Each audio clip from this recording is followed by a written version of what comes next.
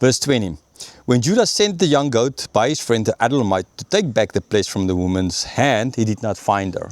Okay, so now understandably he needs to get back these things that belong to him, because he needs that. It's like his passport kind of idea, right? Like these days, if you go somewhere, you rent a car or something, or like a boat or something, you need to leave your passport or something belonging to you, so that you will come back for it, right? You'll come and pay for it, or etc. Right? So this is the same kind of idea here. So he needs it back.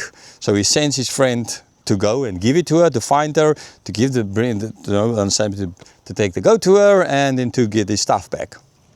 Verse 21. And he asked the men of the place, "Where is the cult prostitute who was at Enaim at the roadside?" And they said, "No cult prostitute has been here."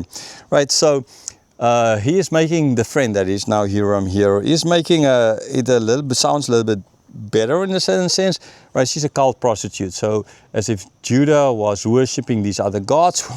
Okay, that's not good at all. Okay, but from their point of view, that's kind of normal, cultural, that's acceptable. Okay, they worship these gods. Part of worshiping these gods is the temple prostitutes, which they then have intercourse with. Kind of, that's part of this whole worshiping God Yahweh. It was a total different kind of worship. You did not do that, okay, because you ought to be faithful to God. Okay, so the Jewish faith was a lot better, on total different, on all levels, than the normal faith of the day, because they were taking care of the women. Women are not now used as a tool to worship the gods at all. Okay, it's kind of strange how feminist thinks of Christianity as this evil religion, just using women, while Christianity is actually the religion in which women are the most protected. In a sense, even more protected, I would say, than in the Muslim faith. Okay. So yeah, that is unluckily, and so in this case as well, that is for other religions the normal thing. Prostitutes, for Christianity or for Jewish faith in this case, it's not normal. They're not supposed to have them. Okay, so they were protected. So, but now Adullam or Hiram, right? He is speaking, right? So as to make what Judah did kind of just a normal action. So according to him, prostitution is normal. It's not bad. While if you look at the Jewish faith, prostitution is bad, but worshipping other gods is even worse. Okay, right? So it's kind of interesting how they're playing out the story here by trying to make the prostitution not look so bad. It's actually making it worse by then implying that Judah was worshipping other gods, which from Moses telling the story to the Jews would be a lot worse. Remember the first commandment, right? The God is a jealous God. You're not supposed to have other gods before him, right? So it doesn't start off with you're not supposed to prostitute the wife or something like that, but with that one. So that is clearly the most important law, where it all starts off with. And so yes, it's kind of interesting, and I mean, understandably, the people hearing this from Moses, they would be shocked by that. This whole idea of Tamar, in a sense, is bad, but man, that is even worse.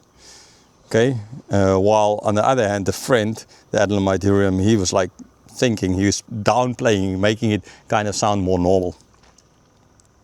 So yeah, they said there's no cult prostitute here, so there's no one like that here. Verse 22, so he returned to Judah and said, I have not found her. Also the men of the place said, no cult prostitute has been here. And so he goes back to Judah, says like, I've searched, I couldn't find her, and they even said there's no cult prostitute here. Maybe Judah said that to make it sound better that she's a cult prostitute. He was just using Judah's words. Maybe, maybe not. Again, we don't know who started it, but whatever, this is the fact of the matter still stands, that in trying to make it sound more normal, they actually made it, from the Jewish point of view, a lot worse. So they could not find her. Verse 23, and Judah replied, let her keep the thing as her own, or we shall be laughed at. You see, I sent this young goat and you did not find her. Okay, so now it's Judah's reaction is, okay, well, no, let it be. I mean, we can't find her. Where are we going to search for her? You know, you can get a new staff made and something. Like you can get a new passport. if you're in country and you lose your passport, and getting a new passport is not so difficult. If you're in a foreign country, you lose a new passport, or your passport, then that's a big problem. But anyhow, but it's possible to get it remade and stuff. So we can't find her. If other people are going to hear, and we can't find this girl, and we need they're going to laugh at me.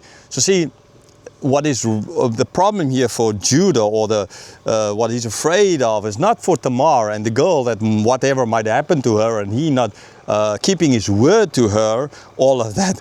What is bothering him is the fact that people are going to laugh at him, right? He's worried about himself. He's not worried about her. Oh man, these guys. He's just like, yeah, again I want to say, Judah was not a good guy. He's just focused on himself and how he can suffer from this. What will happen to him? How he will be denigrated in the eyes of other people because of her. He's not caring about her at all. Okay, so it clearly shows as well his character, and that he's selfish. He's very, very selfish.